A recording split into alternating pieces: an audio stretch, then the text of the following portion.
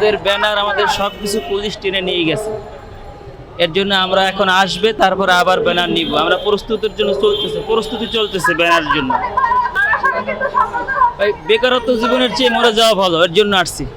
কালকে হামলা সম্পর্কে আমরা দীর্ঘদিন যাবৎ 15 তারিখ থেকে এনটিআরসি ভবনের সামনে আন্দোলন করতেছি।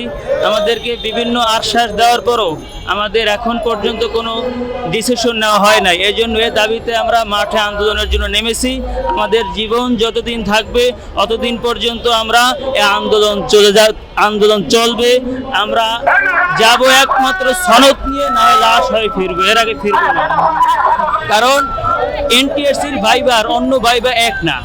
এনটিআরসি 1 থেকে 12 পর্যন্ত ভাইবা ছাড়াই সনদ দিয়েছে। এরপরে 13 থেকে 17 পর্যন্ত যাদের কাগজপত্র ঠিক ছিল, ঠিক তাদেরকে পাশ করিয়েছে। 18তম তো একই, কিন্তু 18